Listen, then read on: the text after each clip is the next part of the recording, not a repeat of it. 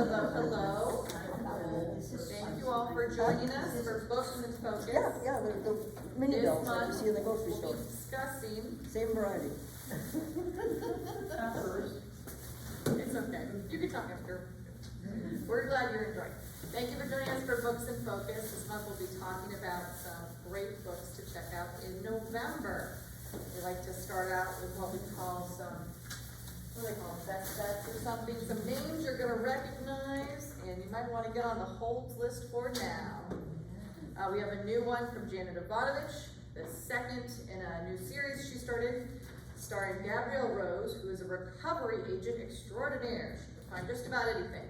In her personal life, she's separated from her gorgeous but infuriating ex-husband, but she needs his help first because a family member's gone missing. Seven Rings, I think, is going to be a hot read this November because it is the finale in a trilogy by Nora Roberts in a grand coastal Maine manor that has been cursed after the death of 7 brides and the theft of 7 rings. Sonia and Trey have one final difficult task to complete and end the curse. Nash Falls is the start of a new series for Baldacci.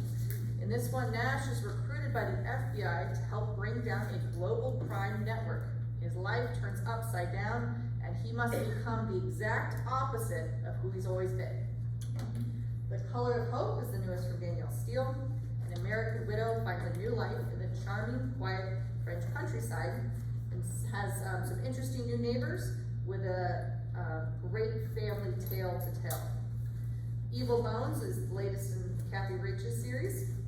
This one follows forensic anthropologist Temperance Brennan, who accidentally finds herself investigating a series of grisly animal killings. The 11th Hour is going to be short stories by Salman Rushdie. He's going to explore how we define ourselves in and around our environments and community. Short stories including 2 quarrelsome old men experiencing private tragedy during a national calamity, returning to a previous story of his called Midnight's Children, in which a magical musician is now unhappily married to a billionaire, and another tale in an English college, an undead academic can't rest until he avenges his former tormentor. Okay? Sounds like a good mix of things. Susan Mallory's latest is a twisty, tender take on the powerful and problematic relationship between mothers and daughters. In this one, Shannon gets engaged. It involves her mom, but that leads to some family secrets coming out. And Exit Strategy, the newest Jack Reacher. Jack Reacher is going to make 3 stops in this book. Stop 1's at a coffee shop where he has a strange encounter. Step 2 is to buy a new coat where he finds something in his pocket. And step 3 is wherever that message is going to send him. Very dramatic. Bum, bum, bum. Some non-fiction picks as well.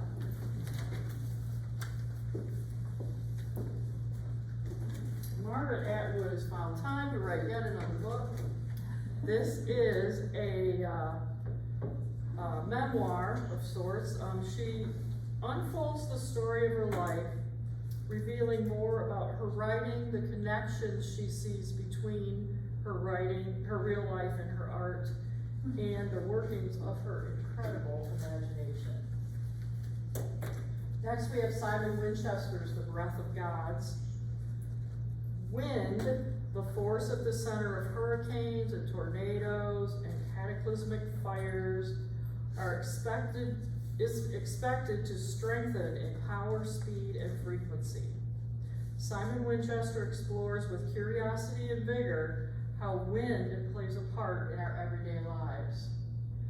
My grandfather grew up in Phoenix, and he used to tell some pretty horrific stories about the windstorms out there with the sand. We Did Okay, Kid by Anthony Hopkins.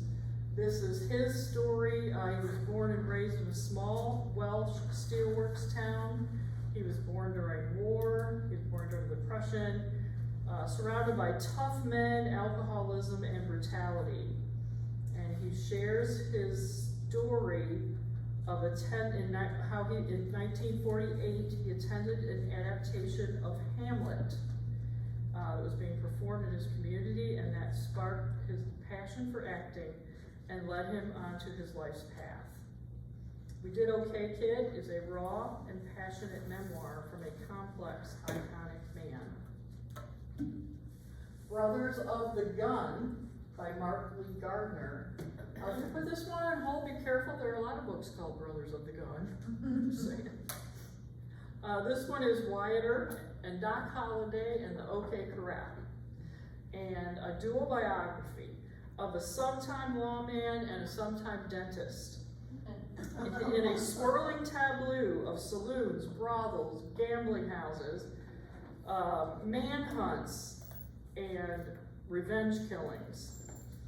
Mr. Gardner reveals fresh information about the early lives of these two men and the enduring bond they shared throughout their lives. Wings by Paul McCartney and Ted Widmer. This is the story of the band Wings. And as you would expect, it is in a book about a famous rock band. It's going to be incarnations of the band, their tours, their families, their music, and more than 100 photographs. The greatest sentence ever written. That gave me pause. Mr. Walter Isaacson is a journalist. His name might be familiar to many of you. He's been around for a long How time. many pages in that book? Oh, I didn't write it down, Becky. Oh, he Could be usually many. writes massive Yeah, sentences of yeah. So, I'll put you out of the suspense that it held me in until I looked it up. We hold these truths to be self-evident, that all men are created equal, that they are endowed by their Creator with certain unalienable rights, that among these rights are life, liberty, and the pursuit of happiness. So that is what he says is the greatest sentence ever written. And it's interesting to me that this is coming out about the same time as the Ken Burns documentary on the Revolution, which in an interview, Ken Burns said he thinks the American Revolution and the invention of formal democracy is the most drastic change to ever hit mankind. So, something to think about.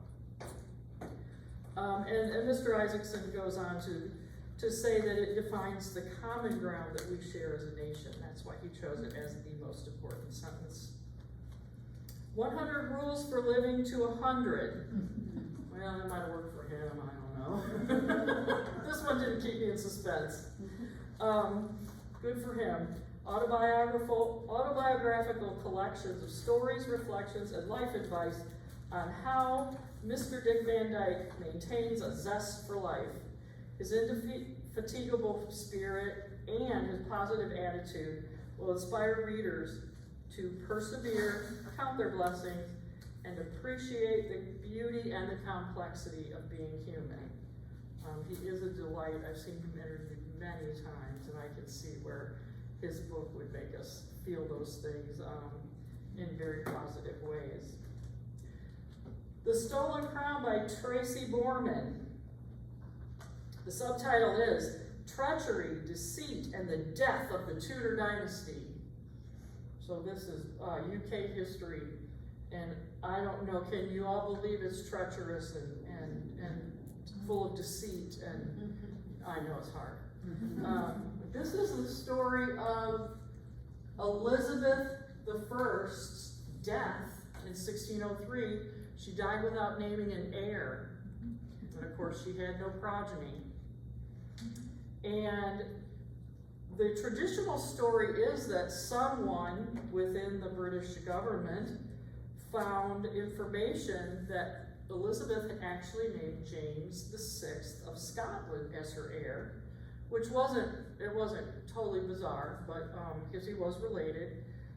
But there's been some recent research that says that was not true, that was forged. So he came in, James VI came in from Scotland. That's when England and Scotland totally hated each other. He came in and he upended Queen Elizabeth's glittering court and became James I of England. And the full expression of this horrible travesty develops its head in 1649, and that's when his son, Charles I, is beheaded, killed by his by the people that he was ruling, changing the destiny and the course of British and world history.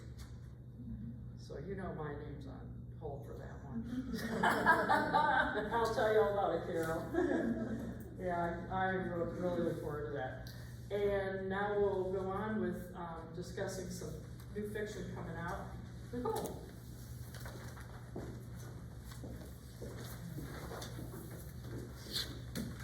Okay, so the author here, Frederick Forsyth, is a best-selling author, former Royal Air Force pilot and journalist who was inspired by his time in the field. He has recently passed. The new one, Revenge of Odessa, is a sequel to the original bestseller, The Odessa Files, published in 1972. And yes, we do have copies if you want to check it out. In this new one, Peter Miller's grandson, George, is a successful podcaster in Berlin who finds evidence that the Odessa, a Nazi network, is operational again. George is finding little bits of information and trying to avoid being noticed by the Odessa agents. He travels across Germany, he ends up in America, all the way to the White House to gather info on this new generation of Nazis to stop them and protect democracy. I think people want to check this out if they are fans of Ken Follett's writing style, as seen in Hornet Flight. It's also a story of World War II, where an 18-year-old stumbles on some information he doesn't know what to do with. Also check out Jack Higgins for edge-of-your-seat thrillers with history or military influence. In this one, the head of the secret White House department known as the Basement is killed in a hit and run, which needs to be solved to protect our government, while the main character is also trying to stop an Al-Qaeda operation in London. The Queen Who Came In From the Cold. Now this one's in a series, so be sure and check out the previous ones if you're intrigued. And this one starts in 1961. The Queen is traveling overnight on the royal train with her entourage, including Princess Margaret. A passenger aboard claims to have witnessed a horrible murder from the window, and they need to figure out what to do in response. I mean, what do you do if your train's traveling and there's a murder on the countryside? There's also the Cold War threatening to delay their visit to Italy. Lots of drama going on. Made me think of Robert Thorwood's series. This is the first in a very popular series that introduced readers to Judith Potts, a 77-year-old living in a faded mansion just outside of Marlow. There's no man to tell her what to do, what not to do, when to stop drinking whiskey, when to start drinking whiskey. And she loves the Times crosswords. One evening while out, Judith witnesses a brutal murder, and the police are not buying her story. So she and her friend Susie, who's a salt-of-the-earth dog walker, and their sort of friend Bex, the prim and proper housewife of the local vicar, start the Marlowe Murder Club. The Queen Who Came In From the Cold also made me think of Colleen Cambridge. She writes historical fiction based amateur detective mysteries, including this one, Murder Takes the Stage. These ones are standalones, I do believe. No, it's not. This is a Philadelphia Bright mystery. This is a series, I apologize. In this one, the housekeeper is struggling to keep up with her boss, Agatha Christie's demands, and a difficult French cook when an actor is found dead on the stage. Philida steps up to investigate.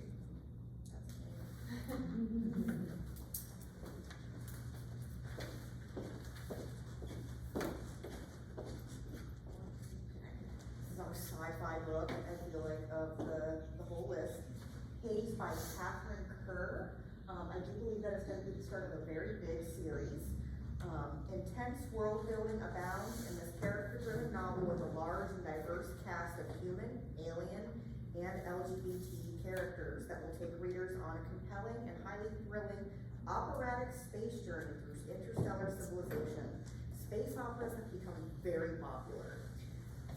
3,000 years in the future, a starship pilot battling addiction becomes the unexpected key to unraveling a mystery that threatens the very foundation of space travel. And our first read-alikes are gonna be The Last Watch. All of these read-alikes are, I believe, the starts of big sci-fi series that have similar themes. So a fast-paced sci-fi adventure featuring interesting and well-developed characters, witty banter, and space action that takes place in the Divide at the edge of the universe. When the Divide begins to collapse, threatening all life as we know it, a handful of soldiers called the Sentinels, a ragtag group made of recruits, exiles, and ex-military, are the only hopes of standing between humanity and annihilation. Then Shards of Earth by Adrian Tchaikovsky, big in sci-fi.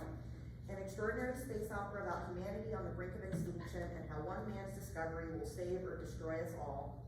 Centering around a crew of misfits, this well-written and engrossing sci-fi adventure, it is rich with intensive world building to rival Brandon Sanderson, is action-packed, immersive, and utterly addicting to sci-fi lovers everywhere.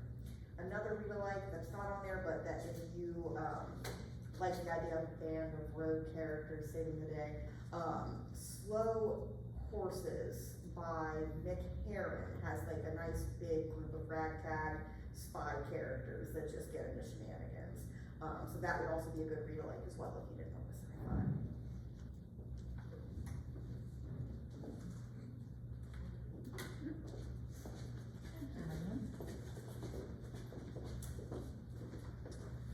Okay, I have another one that I want to make sure you don't confuse with other books.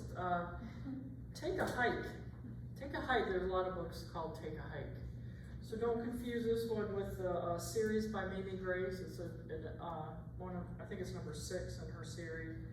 Or Take a Hike, Schnauzer and Tater Tots. Because that is not this book either. This is Take a Hike by Katie Ruddle. And it is a romance, takes place in Colorado, and we meet Miss Charlie Pax, who is a bounty hunter. She has posted bail for her mom, and they put the family home up for collateral. And her mother's court hearing is coming up and she can't find her. So she is out to find her mom because she doesn't want to lose the family fortune, which is the house.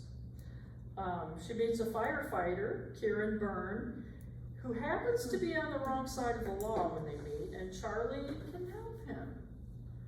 If she agrees to help him, he'll help her find her mom. So we have militia compound, flying bullets, a stolen necklace, and an explosive attraction. This is adventure, action, quirky humor, and lots of steam cattles. So proceed carefully. Abby Jimenez writes in a similar style with similar themes. Yours truly is a professional adversary to lovers story with wit, humor, and joy. Jenny Holiday is written Into the Woods. Don't confuse that with the other Into the Woods titles. I just happen to think there's a lot of those too. Anyway, this is a romance, opposites attract, and nature is magic. That sound better to you, Carol?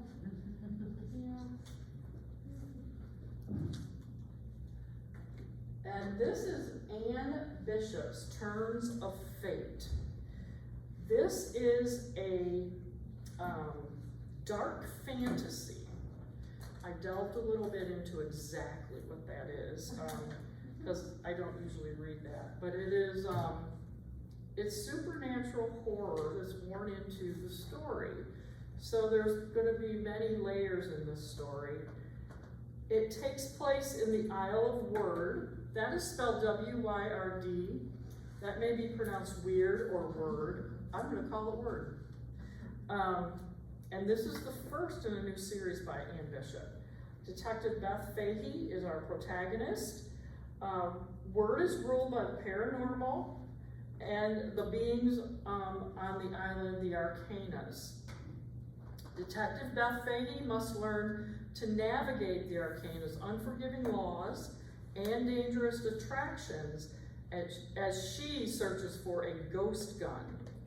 Who will live, who will die, who will be lost, as the seeker's true are revealed through the course of this story. She is also, Anne Bishop is also, this is her most popular previous series, a Black Jewel series, and that is available here. Oh, I'm sorry, Novel of the Others, I'm sorry. Novel of the Others, she also wrote the Black Jewel series, but Novel of the Others is her big one. And Sarah Beth Durst, it gives us another read, like The Enchanted Greenhouse. This is, I believe, relatively new, but it's been quite popular. Turlu must save the failing magic on the island if the plants are to survive. Assisted by a gardener and a sentient rose, she chases a second chance at happiness and love. This is a funny, kind, and forgiving story.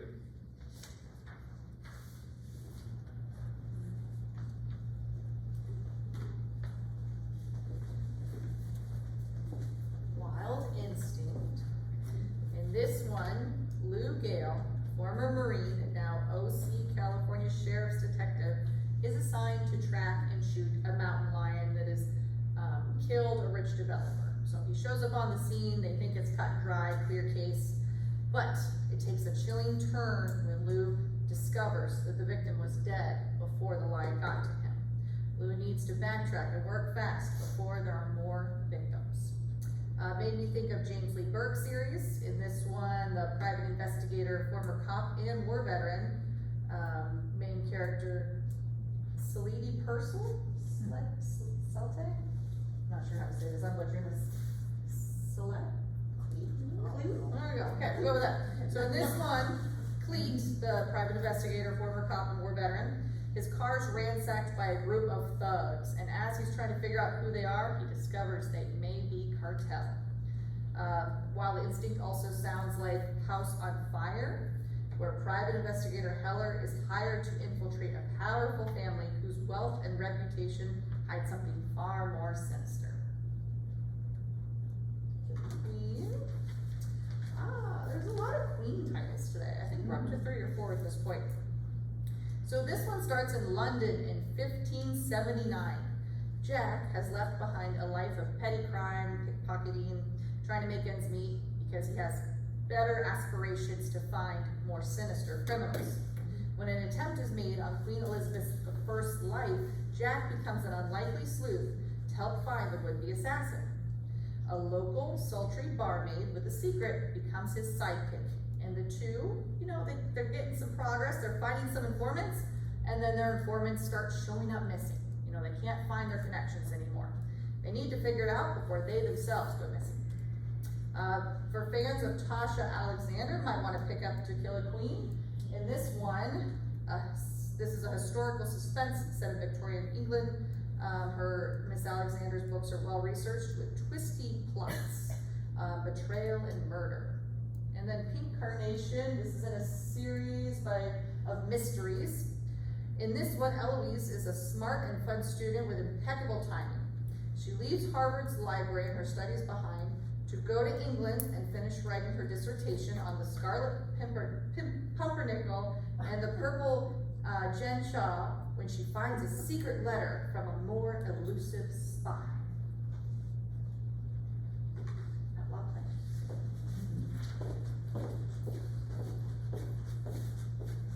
Space westerns are new to me. I've learned this is a very big genre. So Outlaw Planet. In case you guys haven't heard of the book, I'm gonna say The Girl with All the Gifts is what M.R. Carey is most popular for. Bear with me on this first sentence. This is the story of a lone outlaw, haunted by her past and with all the multiverse against her. This is the story of Bess, or Dog Bitch Bess as she's called, and how she turned from teacher to renegade and ultimately to hero in Outlaw Planet. A dystopian space western filled with lush world building, adventure, and detailed characters that will steal your heart. Journey through the multiverse and try to survive the ongoing interdimensional war in this intricately plotted space adventure about the importance of memory and the meaning of life and so much more. The first read I like is Outlaw by Anna North.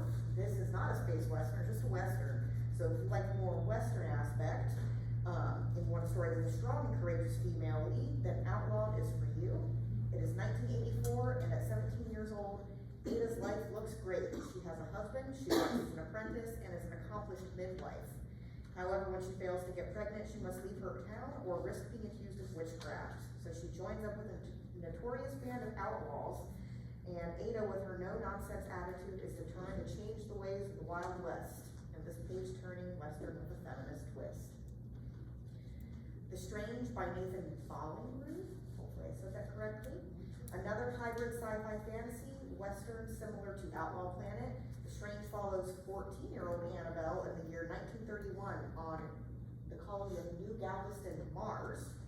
When her home is attacked, she ventures to the wastelands to find the gang who stole her mother's voice, destroyed her father, and left her solely with a need for vengeance. A sentence that I liked from the description was, evoking both Ray Bradbury's The Martian Chronicles and the harder realities of frontier life in True Grit. This one is sure to appeal to fans of hybrid genres and those wanting a good story about a young hero persevering and finding their revenge. I would say True Grit would be a great real life for this one as well. Want a girl seeking revenge. Those that have wronged her.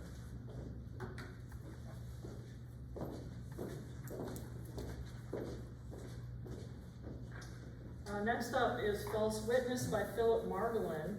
This is a 304-page thriller.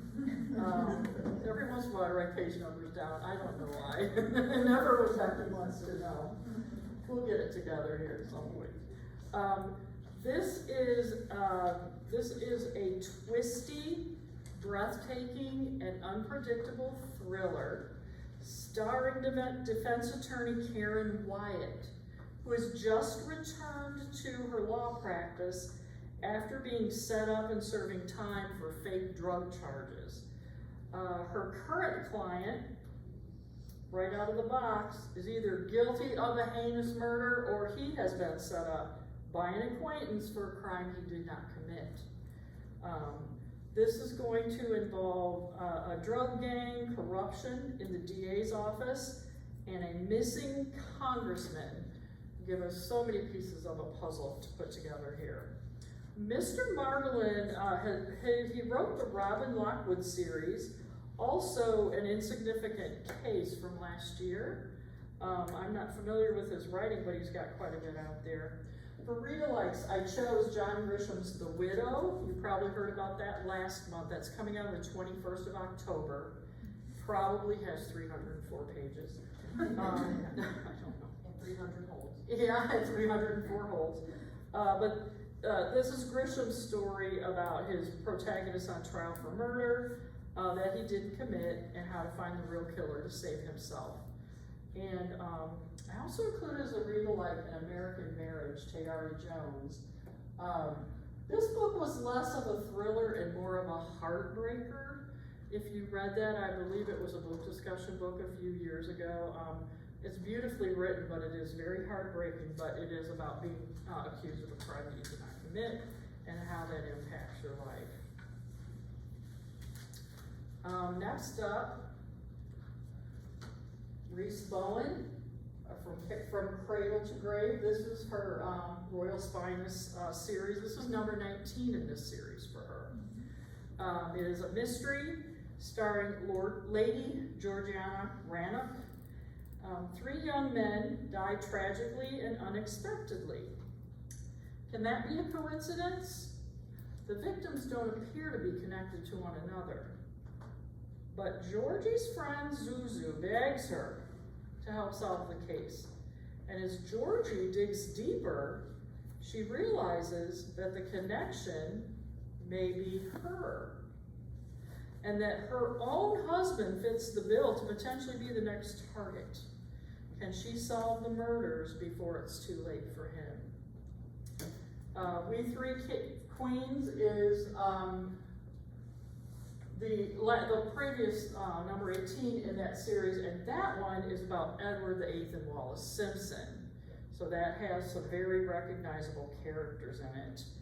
And Mrs. Christie at the Mystery Guild Library is kind of a ghost story that came out in August. It's relatively new. People have given feedback to us that they've really enjoyed it. And is Mrs. Christie's ghost hanging out in this library and driving these people crazy? We can only hope. Wouldn't that be awesome? Agatha Christie hangs out in my library.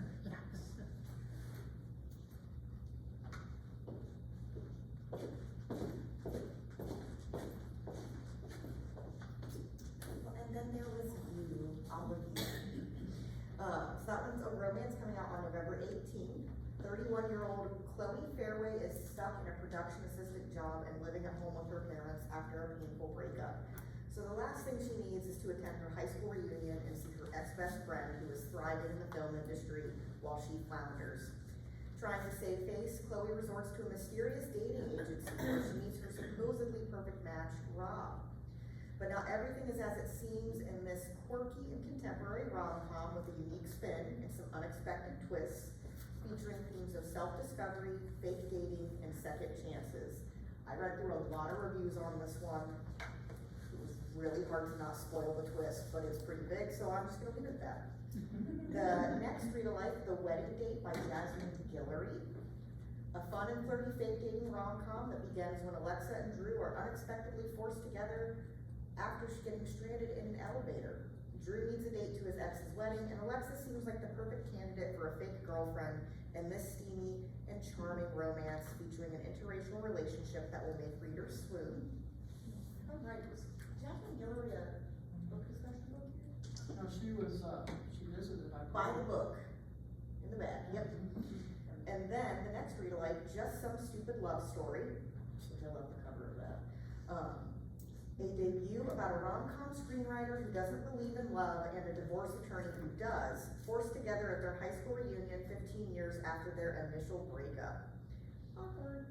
In the second chance romance, Molly must decide if she's willing to give Seth a second chance or if they will simply end in heartbreak again. And this wickedly funny story full of heart, perfect for fans of Catherine Center and Emily Henry. That's kind of what all the covers made me think of.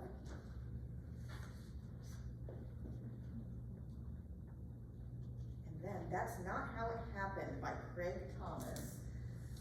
This one sounds like it's gonna be emotional, which is the second word in my description.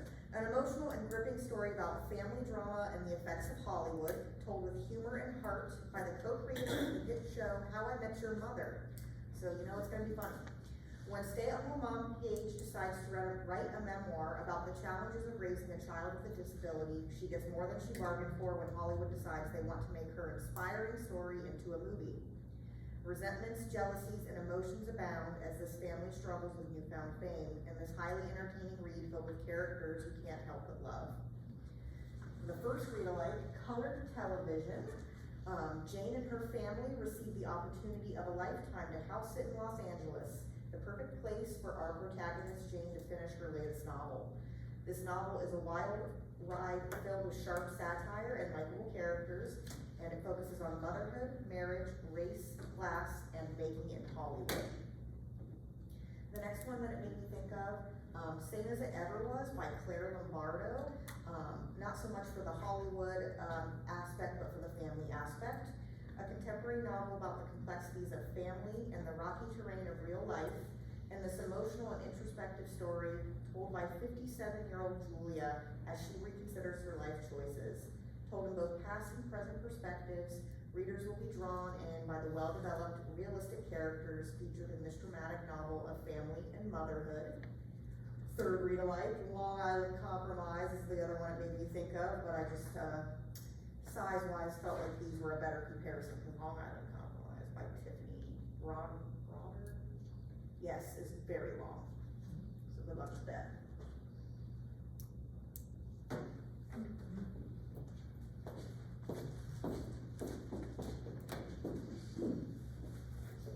Town and Country is the debut contribution by Mr. Brian Schaefer. This is a work of literary fiction. It takes place in the gated community of Griffin, and his story, it highlights the tensions between lifelong residents of Griffin and trendy new arrivals who are moving into their area. Now, this is a kaleidoscope portrait of a community in flux. families coming apart, decadence is at an all-time high, drugs are everywhere, there's so much exclusivity, and the great question of this novel is, what is it that makes a home your home? And what do we owe our neighbors? So we probably all had some experiences in those particular topics. For read-alikes, I chose William Boyd Gabriel's Moon. That's from last year, but haunting memories, changing landscapes, and political intrigue.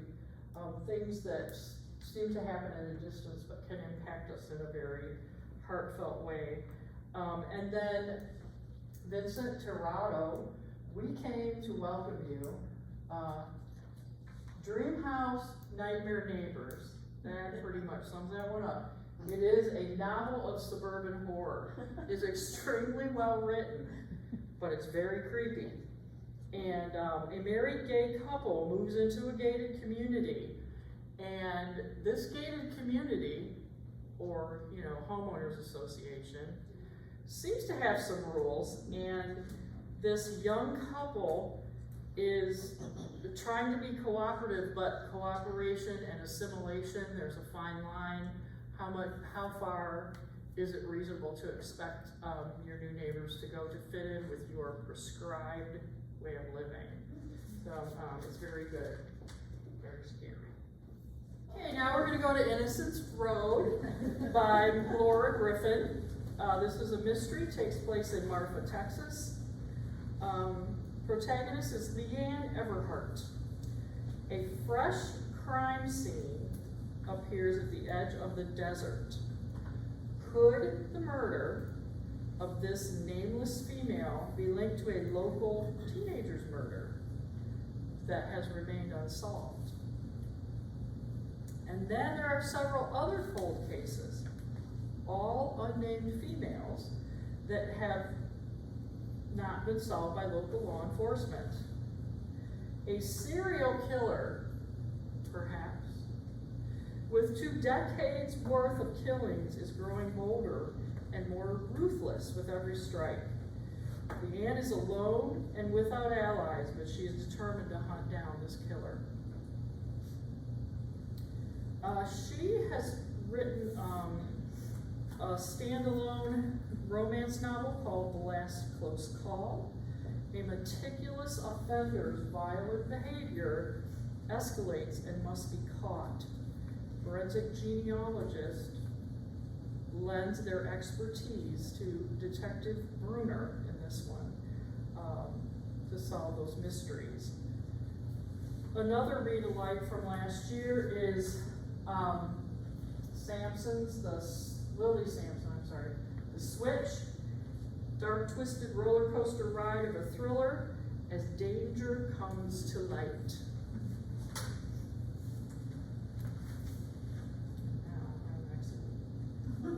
This was actually probably one of my favorite ones to look at.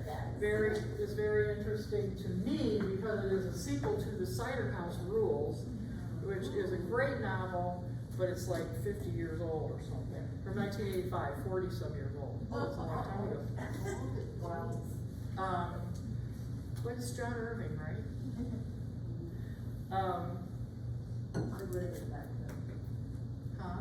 I read it. This one? Oh, I read Cider House Rules too. It was in like early 90s, I read it. Yeah. I don't remember. I was gonna. Like I remember the name. I was gonna get it out and read it. It's not big. It's just a little book, but I didn't. Because I'm a busy lady. I can't remember where to be, where to stand. It's like going to Catholic Mass when you're not Catholic. Yes. Oh dear. Anyway, so this is in St. Cloud's, Maine. Esther, born in 1905 Vienna, was orphaned as a young child in Maine. Her parents came over to this country and she lost both of them. She is cared for by Dr. Wilbur Larch, and then as a teenager is adopted by the Winslows. So Dr. Wilbur Larch is a protagonist, in the Cider House Rules. And this book starts from her beginnings, and the final chapter takes place in 1981 in Jerusalem when Esther is 76 years old. This tells a story of her survival, exploring her identity, and finding a way to belong. Also, the impact of history on our personal lives. And it is a testament to Irving as a storyteller for our time. And that is a quote from a review. So this is another great storyteller, writer, who's been part of our landscape for all these decades, and we don't know how many more books he's gonna write, but this is what he chose to share with us at this time. The Cider House Rules is more a story of Homer, who is also an orphan, and he is taken into Dr. Larch's orphanage, and he ends up staying with him for his lifetime. And I also thought it sounded a bit like Beartown by Frederick Bachman, also with a strong sense of place, complex characters, and those themes of loyalty, commitment, and defining ourselves. Way too much hockey. Way too much what? Hockey, way too much hockey. Oh, yeah, that's right. I didn't know you didn't like hockey. You didn't like that about Bachman, right? Okay, now, Frank, I'm going to sit down. Run away, run away. Now we can truly exit stage right. Sorry. Okay, so the title for today is The Burning Queen, but I'm gonna talk about the first one rather than the second one first. So we're gonna go to our first read like the Phoenix King. First one in the Ravens, not really quite sure, trilogy by Aparna Verma. So the fate of a desert kingdom rests in the hands of a princess desperate for power and an assassin with a dark secret in this action-packed debut of fire magic and ancient prophecy. Imbued with Indian-inspired mythology and intricately written characters set in a unique world, this debut follows multiple perspectives as we read King Leo, desperate to train his daughter, and Elena, that will soon inherit his throne, all while she struggles with the arrival of the third perspective, Yasin, a notorious assassin, that rhymes, I like it, a sure to be hit for readers of both fantasy and romantasy. Okay, now to the Burning Queen, which is our book for today. This is the second in that series. Journey back to the atmospheric kingdom of Ravens, where deadly secrets are uncovered, new alliances are forged, and an exiled princess will rise from the ashes of the old world as the Burning Queen. This does follow directly to the Phoenix King, so it picks up right where it leaves off. Ravens has fallen, and now Elena must decide if she will be villain, hero, or conqueror as she tries to reclaim her kingdom in this sci-fi fantasy mashup featuring a strong female, rage, political intrigue, and magic. It is fast-paced and compelling, and is sure to excite readers and leave them anticipating the final book. The second read-alike, The Bone Shard Daughter by Andrea Stewart. I do believe it did almost win one of the Goodreads Choice Awards the year it came out.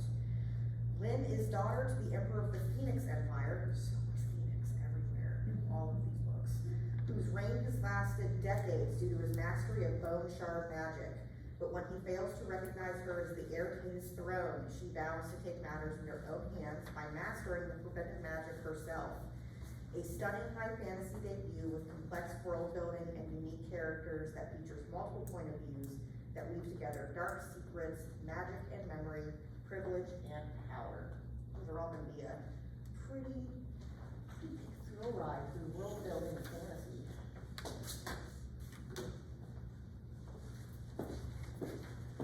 Okay, for those of you that aren't already on hold, there's a new one coming out from Charles Finch. This is the newest in the Charles Lennox series. Here, the aristocratic sleuth is done with his travels to America. He makes a triumphant return to London. He investigates a cold case where the clues are carved and hidden in the architecture of the city of London. That sounds interesting. Lady Jane, his wife, begins to show public support during the beginnings of the women's suffragette movement, and his brother, Sir Lennox's political career takes off in the hidden city. Charles Todd comes to mind as a read-alike. In this one, Chief Inspector Leslie goes to a village near Stonehenge to find a woman's murderer. And C.S. Harris, this one takes place in 1814, What the Devil Knows.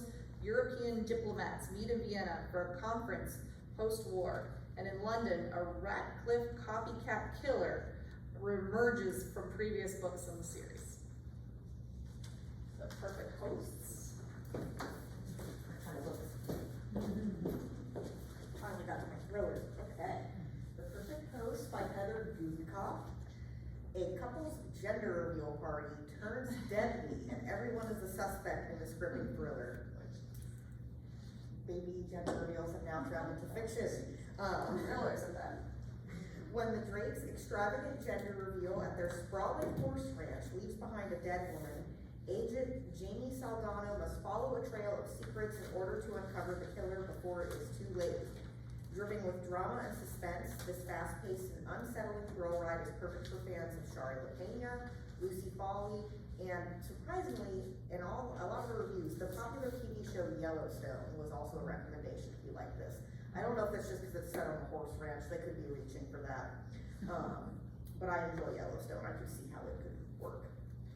The first read-alike, The Midnight Feast by Lucy Foley, another secluded island mystery. An atmospheric thriller filled with twists that transport readers to the manor, a luxury retreat where no expense has been spared. However, under the bright sun, darkness and secrets stir as old friends and enemies meet, and by Sunday morning there's been a fire and a body has been discovered. It all began with a secret 15 years ago, and now the past has crashed the party, and it'll end in murder in this wildly engaging novel with multiple point of views. And then last, Party of Liars by Kelsey Cox. This is on the new shelf currently. A lavish Texas-sized Sweet 16 turns deadly in this twisty, pulse-pounding new novel, serving up a fresh take on a classic locked room whodunit. Sophie Matthews' extravagant Sweet 16 is going perfectly until a body falls from the balcony. Everyone is a suspect, from the new stepmother to the nanny to the ex-wife and the birthday girl's best friend.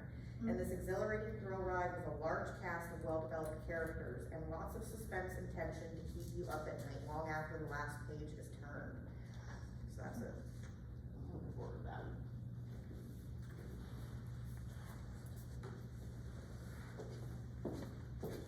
Bitter Honey is this author's third book. Her previous two are on our shelf if you want to check her out. In Bitter Honey, the story will start in the 1970s as Nancy moves from the warm suns in Gambia to winter in Sweden on a university scholarship. And it starts an unpredictable romance with charismatic Lars, okay? Flash forward to 2006. Tina is a pop star whose shine in the spotlight has not dimmed her interest in finding out more about her family's past and foundations, stories, and secrets. Her mother is Nancy, and Nancy is desperate to keep the past in the past. Bitter Honey spans 4 decades, 3 continents. It's the story of mothers, daughters, and finding your own way. I was looking for some read-alikes, and cover story aside, Broken People's Playlist looks like a fresh, fun, interlinked stories set in Nigeria, where the author of Bitter Honey is from. They're inspired by music and life and love with a wild cast of characters. This one should be life-affirming and hopeful. Also made me think of What's Mine and Yours. This one takes place in North Carolina, where funding has caused a mostly black high school to move and merge with a mostly white high school. And there's conflicts, of course, for 2 students, quiet and aloof George and headstrong Noella. These I did not type a full sentence here, hold on. So the 2 high schools have to merge. And for these 2 students, quiet and aloof George and headstrong Noella, these divisions between the students will extend far beyond their schooling and into 30 years of surprising family story. Lots of family drama in these. Karen White has a new one. This is going to be the 3rd in her Royal Street Mystery series. Main character Nola is ready to focus on starting over and renovating her Creole cottage and launching her new business. flipping murder houses, okay? Her contractor claims to be a little bit of a psychic, and after finding his sister in the previous book, they've agreed to look past their differences and call a truce most of the time.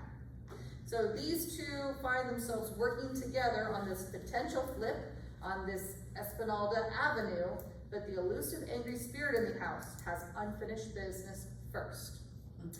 For read-alikes, check out Buried in the Stacks. Here, librarian Carrie tries to help a nonprofit in her area find a home for the homeless, but the vacant house that they've picked out to fundraise and improve is haunted, and the ghost needs help finding her killer before the house can be at peace. Also made me think of this fun October pick, Haunted House Murder. Tricks and treats keep the Halloween spirit alive in coastal Maine, but this year the haunted house theme is getting carried a little too far when a dead body is found. Beasts of the Sea. This looks like a very ambitious, historically inspired literary title, you know, maybe something that might be an award winner next year or something. We'll see how it does. It's gonna span 3 centuries, tied together by the tale of Steller's sea cow, a fresh, sweeping, tragic clash of man and nature. It's gonna start in 1741, where young George Steller joins the Great Northern Expedition to scout a sea route from Asia to America. Plagued with hardships, the crew does not find the sea route, but discovers a gentle giant instead. In 1859, the governor of Russian territory, Alaska, sends his man to find evidence of this legendary sea cow rumored to have vanished. Despite much debate, a woman is hired to illustrate drawings of the descriptions of the animals and the sea cow, and the little bit of description and clues that they have, which is going to introduce this legendary animal to the public and begin the conversation around how people could negatively impact their environment. Flash forward once again to 1952, the Museum of Zoology assigns its most talented restorer to the antique discovered skeleton, and the stories and images will impact future generations. The author's from Finland, and in Finland was nominated for their biggest literary prize very recently, I think. I think fans of Wild Dark Shore, who were interested in the isolated island, the cold adventure, the fight and the mission to protect the seed library, the impacts of weather on the island, might want to check this Beasts of the Sea out. And also the Book of Science and Antiquities, which reimagines the story of the Learned Man, which is the prehistoric man whose remains are believed to be the link between Africa and Australia. His retold story is interwoven with a contemporary story of a man finding his place in the world. Okay, one more. You guys got a good little break, okay. At Midnight Comes the Cry. This is the newest in a mystery series. This one takes place around Christmas time, so just about perfect timing. It's Christmas time in Miller's Kill, and Reverend Ferguson and her husband want to enjoy some quiet time with their new baby. They visit Santa, they decorate the tree, they take in a show, but the holiday parade is crashed by white supremacists. Claire and Russ are sucked into a dangerous world. Meanwhile, in their community, a single mom, Officer Knox, is juggling her kids and police work and grows very worried when her on-again, off-again guy goes missing. Also in town, the new lawyer is quickly getting deep in the investigation, and she's worried about some of the conspiracy theories that she's running into. A seemingly desperate group of maybe heroes need to unwind this murderous plot before there are more victims. Made me think of Louise Penny's enjoyable writing mystery style. Which one did I put up? All the Devil's Here. In All the Devil's Here, the Gamache family wants to relax and enjoy some time off in the City of Lights, but secrets are uncovered and Gamache is on the case, of course. I also think fans of Julia Spencer Fleming would be a good read for Deborah Crombie. She writes rich, drawn characters and gripping stories. In this one, Scotland Yard detectives are pulled into a dangerous web of lies and murder in the seemingly tranquil Cotswold village.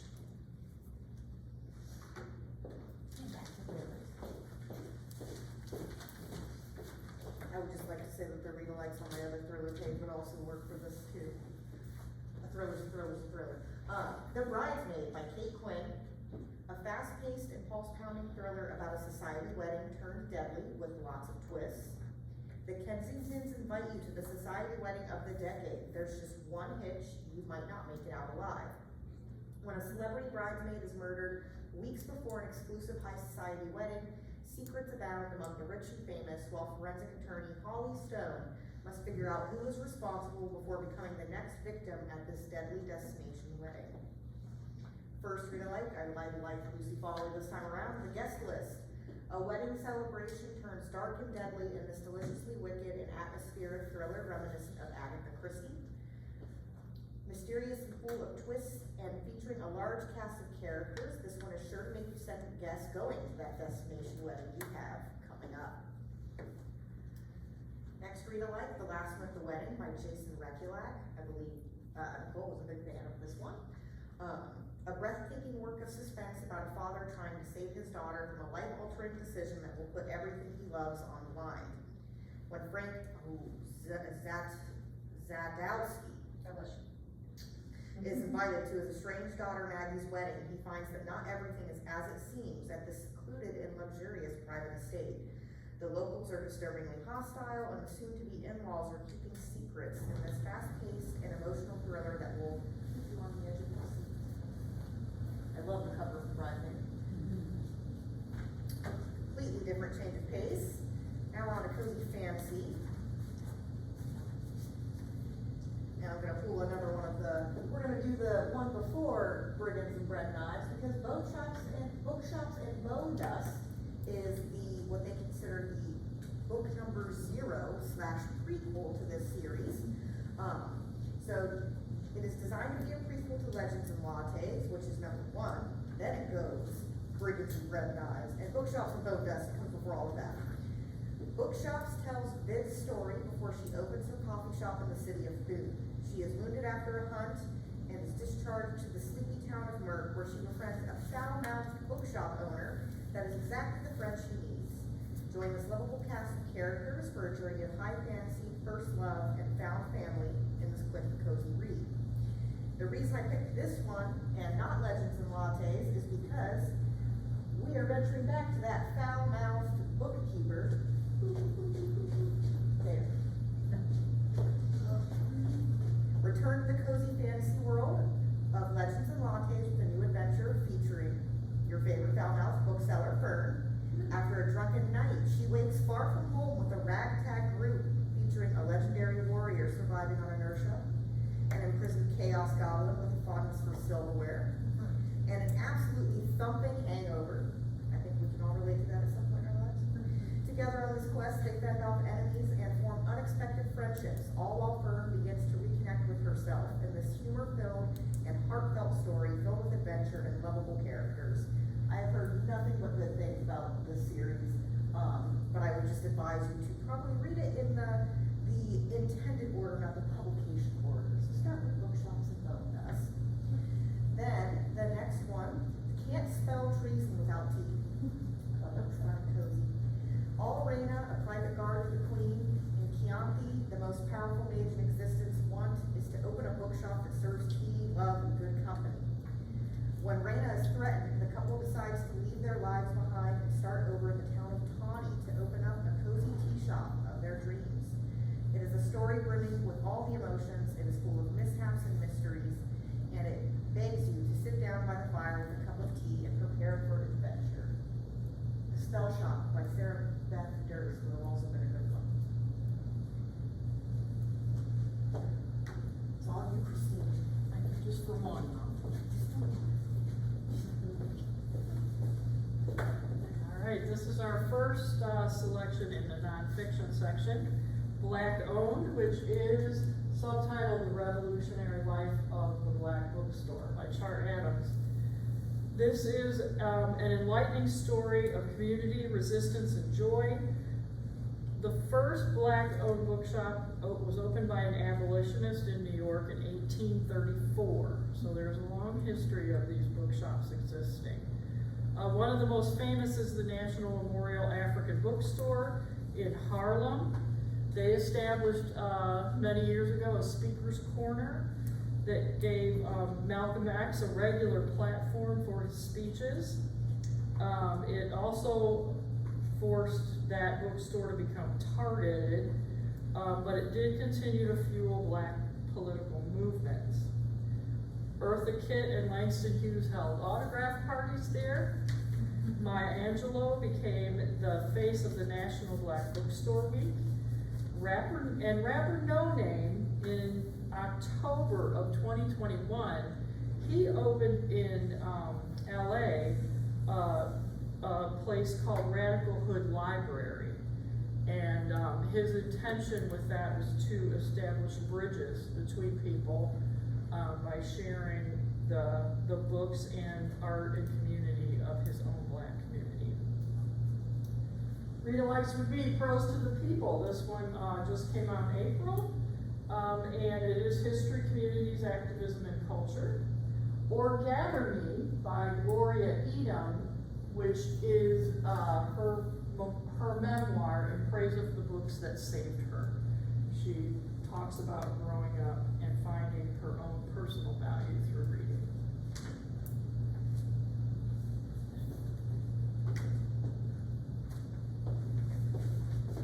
Now the last time you released for this Books in Focus. The Tree of Life by Max Telford, solving science's greatest puzzle. Leading evolutionary biologist, Telford offers readers a definitive portrait of life's family tree in this well-researched and ambitious project that shows how reconstructing the web of relationships between all our planet's species, from birds and butterflies to mushrooms and moose, allows us to unravel the epic history of life on our planet. For readers fascinated by nature, evolution, and history, travel to past, present, and future, and meet long-lost ancestors to open a window into our collective origin and unlock the secrets of how life on our planet arose. In that same vein, some assembly required, decoding 4 million years of life from ancient fossils to DNA, an extraordinary journey of discovery that spans centuries as explorers and scientists seek to understand the origins of life's immense diversity. This well-written and fascinating history of evolution explores paleontology, embryology, and molecular biology, as Shubin details the interconnectedness of all life forms on Earth, in this evolutionary history filled with twists and turns, trial and error, accident and invention. Next, we like the Tangled Tree, an extremely detailed and meticulously researched history of evolution beginning in the mid-1970s and ending in 2018. It is accessible and easy to understand. It features a large cast of scientists and researchers whose lives and discoveries both impacted and changed our understanding of evolution and the history of life and humanity. So if you're interested in evolution in the natural world, all of those books. Now history.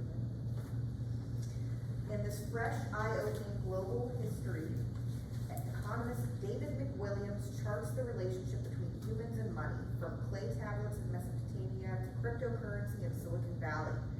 Money is central to every aspect of our civilization. It motivates us to strive, achieve, invent, and take risks.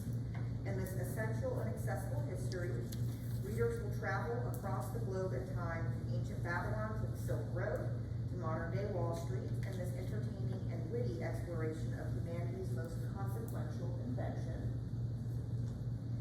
The Ascent of Money, instead of Show Me the Money, Follow the Money, with Ferguson as he tells the human story behind the evolution of finance, from its origins in Mesopotamia to modern day. In a world where finance is the foundation to humanity's progress, he strives to answer the questions of: what is money? What do banks actually do? What's the difference between a stock and a bond? And why buy insurance or real estate? Which is questions I need answers to. This is a well-written and well-structured history of finances and financial institutions and understanding its impact on civilizations past and present. The last one, Going Infinite, I learned a lot when I was reading about this one. It is the story of FTX's spectacular collapse and its chief executive, Sam Bankman-Fried, a young billionaire and the Gatsby of crypto, brought to you by the best-selling author of The Big Short. So FTX, if you didn't know that, is like a cryptocurrency business, no longer, but was. Part psychological portrait and financial roller coaster ride, dive into the mind of Bankman Fried, whose rise and fall offers an education in high-frequency trading, cryptocurrencies, philanthropy, bankruptcy, clearly didn't go well, and the justice system. For fans of the films The Big Short and The Wolf of Wall Street, and those interested in economics.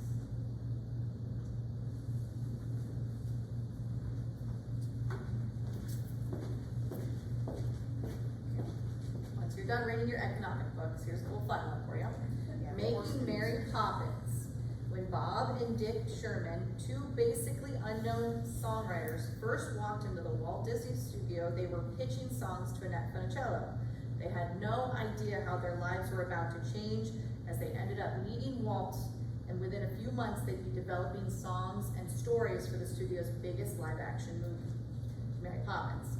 The author details the process of production, including the challenges that the Sherman brothers and Disney faced in dealing with the author, P.L. Travers. It's filled with stories behind the songs, the cast, the special effects, the relationship between Mary Poppins and the rest of the Disney world, and behind-the-scene peeks into this iconic movie. Of course, I pulled up some other fun, entertaining, frivolous, behind-the-movies peeks. Surely You Can't Be Serious, The True Story of Airplane, was one of Goodreads readers' favorite humor book when it came out in 2023. An in-depth and hysterical look from the beginnings with the Kentucky Fried Theater to the box office smash Airplane. As You Wish, The Inconceivable Tales from the Making of the Princess Bride. This is written by main actor Carrie Ells. After the 25th anniversary celebration of the movie, when he was answering questions and being interviewed and doing additional Q&As and fan stuff, he realized that he had so many stories left to tell about this movie, so he wrote them all down. Stories, behind the scenes, tall tales, and he answers tons of questions for fans with witty insight and interviews with other cast characters as well.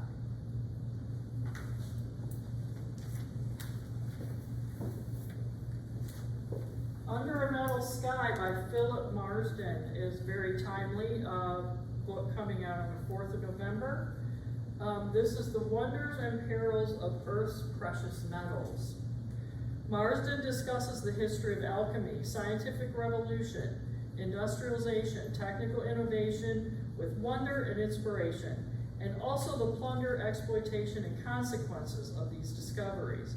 This is a little bit travel writing, a little bit cultural history, a little bit geology, and all told in the voice of a storyteller.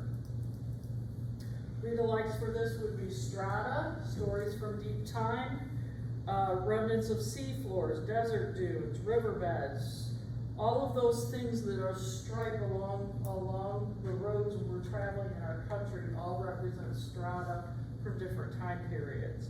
And also Alchemy, The Great Secret. This is by Andrea Aromatico.